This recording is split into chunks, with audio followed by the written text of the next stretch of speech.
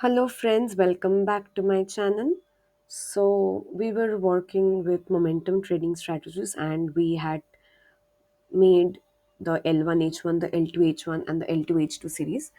So, however, it can be the case that in the short run, a particular trading strategy is not profitable. However, it is profitable in the medium run and the long run. So, if we consider L1H1 to be the short run, then the median run can be L6H6 and the long run can be L12H12.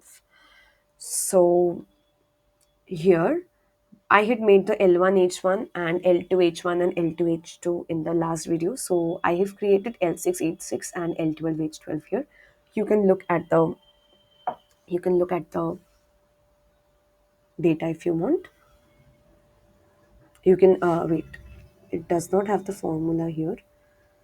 So I will just rewrite the formula for your understanding. So it will be equals to if for the last 6 periods my return of RAR, that is the last 6 periods, if my RAR is positive, then what I get back is of the next six is the return of the next 6 periods, is the sum of the return of the next 6 periods. If not, we get it in negative.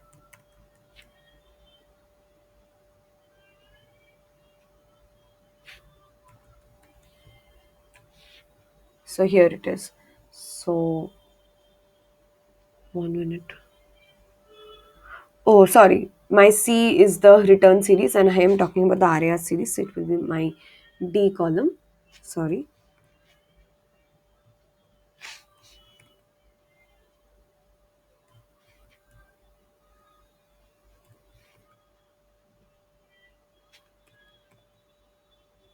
Yes.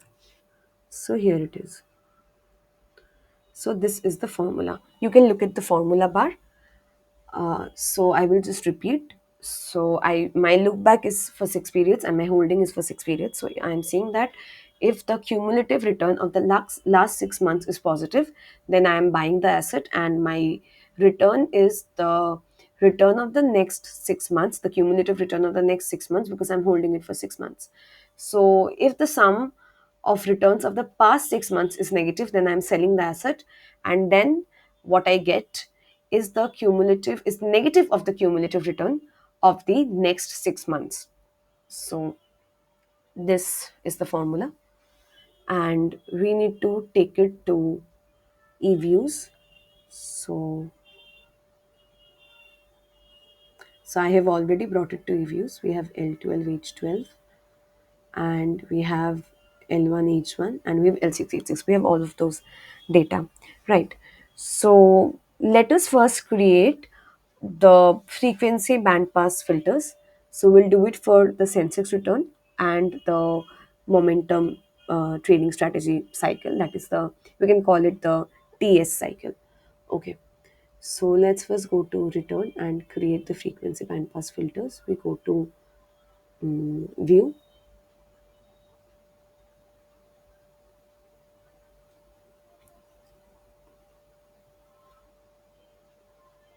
Yes, sorry, we go to proc and then we go to frequency filters. We do frequency bandpass filter, the asymmetry one. So we call it BP filter for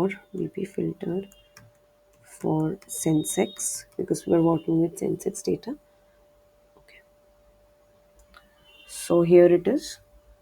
Now we will make it for we can do it for the L1H1 series. We go to proc, we go to frequency filter, BP filter, L1H1, I name it, and it should be full sample asymmetric and then okay. So we have it. So now BP filter Sensex and BP filter L1H1, I will open the both of them together and I will just copy it. I'll copy it to uh, Excel, right? And let us plot this.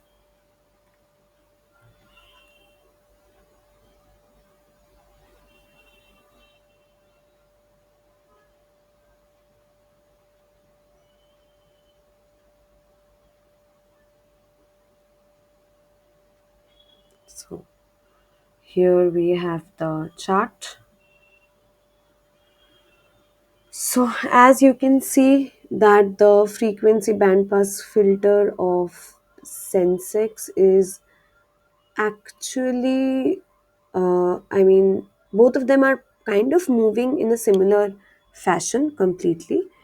However, so as you can see that actually frequency band pass filter of L1H1 has the capacity of estimating Sensex returns. So so we can say that L1H1 is not a very bad trading strategy. However, if we do it for L6H6, I think it will be more accurate, and for L12 H12 it will be the most accurate.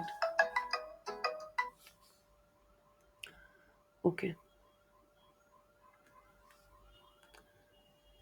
So now, for understanding the concept of Jensen's alpha, we will run a few models. So we go to quick, we go to minute, we go to estimate equation, and let us just run the model L1H1. Okay, tab. So here we will put a C term. So why we are putting a C term? Because this C value indicates the constant term. So this term is what we are calling to be the Jensen's alpha. Okay. Then you will write return, which is basically the Sensex value, and then you will write return square.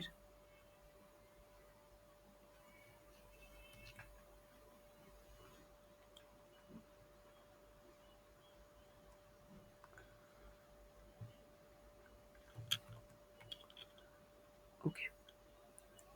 So obviously we will do a Garch kind of model. So let's go with eGarch.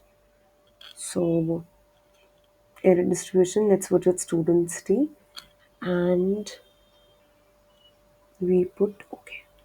Let's see if the constant is significant. No, the constant is not significant here. So this particular asset does not have the ability to beat the market, and we cannot have any abnormal profit from this.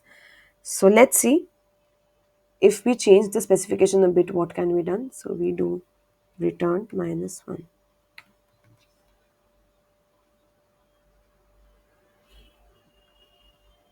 Okay, 1 minute.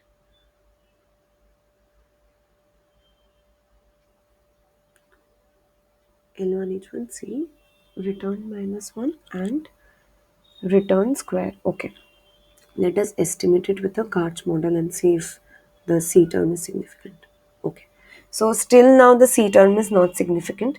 So this is not an like from in this model we cannot say that the Jensen's alpha is significant in estimating the the trading strategies of this stock. So let us see if you can do something via discrete tar. Okay.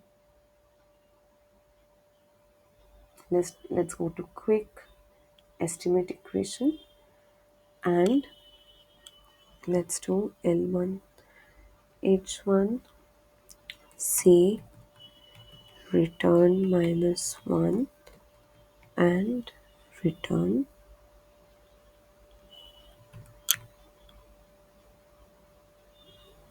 square. Let's do it in a threshold tar model, and let's put the Sensex return as the let's put the Sensex return as the threshold variable and see if we can get our C to be significant or not. Okay. Still, till now the C is not significant. Okay. So, yeah. So this is our conclusion. The asset is not being able to beat the market in the short run. So we can actually check it for the long run also. We can, in the place of L1H1, we can do L12H12. Yeah. And let us see. Okay, even in the very long run, we do not have a significant C. So even in long-term trading strategies, we cannot say that the asset is being able to beat the market. So that is our conclusion. So we do not have a significant Jensen's alpha in this case. I'll try to see if we can do it in the medium term. That is, let's do L686.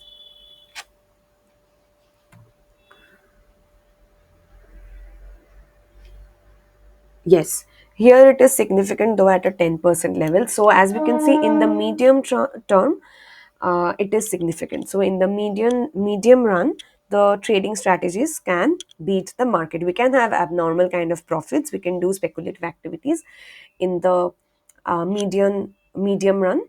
Okay. Um, so in the medium run, we can understand that a strategy of looking back for 6 period and holding for 6 period, it will be profitable for us, and speculation can happen through uh, using a trading strategy of L686. And we can say that the medium term trading strategies have the ability to beat the market. So with this, I will like to end today's video. Thank you so much for watching.